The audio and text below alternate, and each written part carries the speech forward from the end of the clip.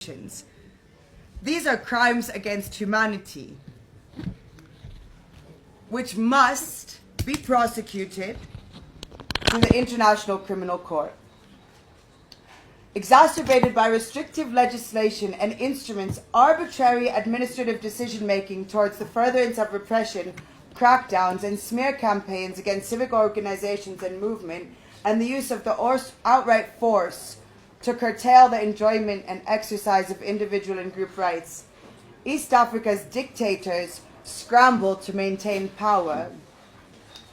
Suluhu, Ruto, and Museveni continue to direct and collaborate in the implementation of these gross violations to human rights and will be held accountable through all available legal mechanisms. We call upon each and every one of us to join hands and raise our voices. We strongly encourage immediate, proactive, collaborative efforts among the East African, Pan-African, and international community, unifying our voices, our capacities, and our resources to ensure that rule of law is upheld and to ensure imminent prosecution of all known perpetrators and their accomplices through all available avenues. May we continue to unite and fight tirelessly to restore dignity, equity, shared prosperity, and fundamental rights and freedoms for our people across the East African community and Africa at large. We are a wealthy continent, with very capable people, and we do not tolerate the internal and neocolonial exploitation of our people, mass corruption, state-sponsored violence, and to achieve and accumulate further political wealth for the 1%, for the political class. The lineup of successive elections in the region has awakened and exposed the regime's worst tendencies as they prioritize their political survival and retention of power over the interests and aspirations of citizens. With digital surveillance technologies, state capture, opportunistic relationships with major intelligence and telecommunication agencies, as well as multinational corporations, the active suppression and violation of rights has become the norm rather than the exception. The People's Jumuiya strongly condemns the negligence of local, regional, and international organizations and apparatuses mandated to defend, advocate for, spearhead, and safeguard human rights. Your silence, lack of proactive efforts, nor significant impact and ultimate failure in fulfilling your mandates is deafening. And yet, after the blood has dried and the dust of brutality is systematically ignored, a musician and a citizen of East Africa, and I'm from Tanzania. Since about 2016, Tanzanians have endured a worrying epidemic of state sanctions, violence against them. Majority silenced and overlooked on a regional and global scale. After bodies were seen floating on the shores of Dar es Salaam, opposition politicians Zito Kabwe publicized a list of 68 people who had been disappeared in Kibiti, Rufiji, and Mkuranga.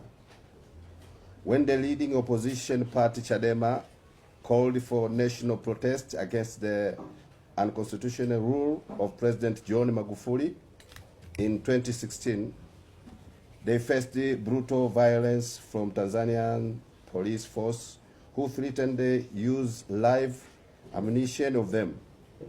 17th October 2024, 9 UN special reporters wrote to the government of Tanzania, raising concern over the escalating patterns of violence of fundamental rights in the lead up to key democratic processes.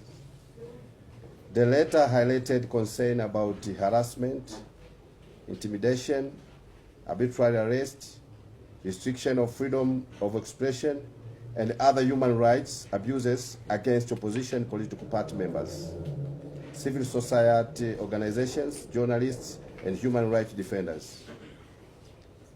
They particularly took note for the disassessment of the Maasai population and growing trends of enforced disappearances.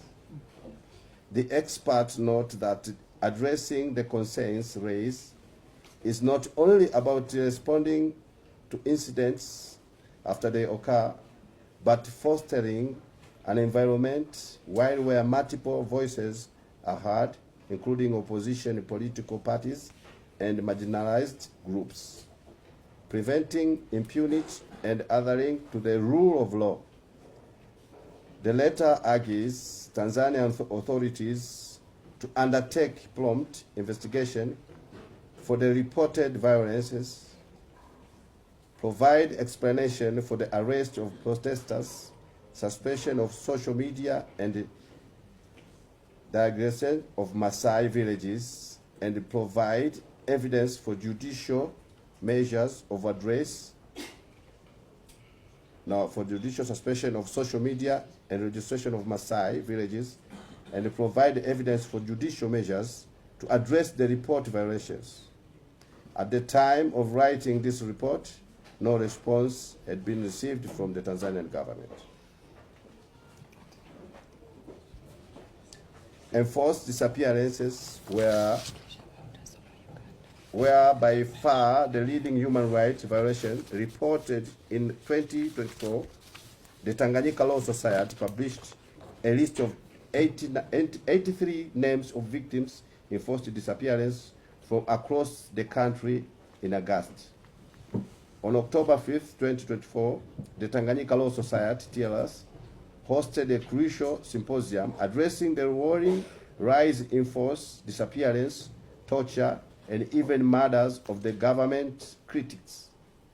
The symposium called out the lack of political will, otherwise referred to as the ostrich doctrine, in addressing the disappearances.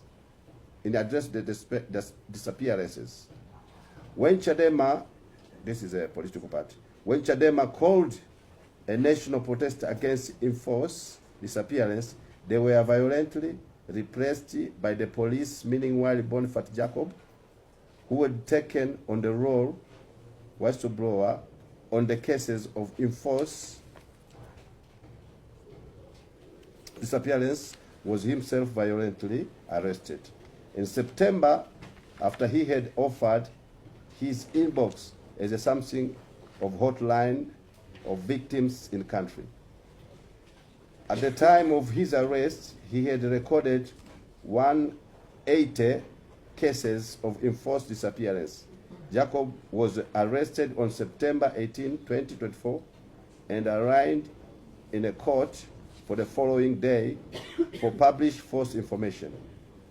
Prior to his arrest, he had published a post accusing the Dar es Salaam head criminal investigation, Faustin Mafuele, as a spearheading a criminal task force behind the abductions. In August, the Commission of Human Rights and Good Governance, CHRAGG, announced they would soon institute an investigation into cases of abduction and disappearances in upwards of 15 regions. The Commission Chair, Judge Matthew Mwalimu, announced that they had received over 80 reports of disappearances spanning 30 districts across the country. Some of the regions where most questions reports were from include Dar es Salaam, Singida, Mara, Shinyanga, Mwanza, Kagera, Geita, Kigoma, Tanga, Iringa, Kilimanjaro, Arusha, Ruvuma, and Rukwa.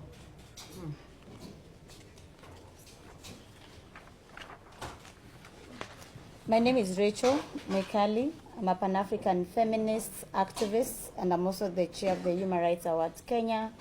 We also sit currently with Dr. William Tunga as one of the judging panel, and 3 of our awardee last year, which is Boniface, Anifa, and Hussein also were involved. And I'm also the national coordinator of End Femicide Movement. Uganda. Now you're taking the context of Uganda. Civil rights, liberty, political rights have long been in danger under the nearly 4 decades reign of General Yoweri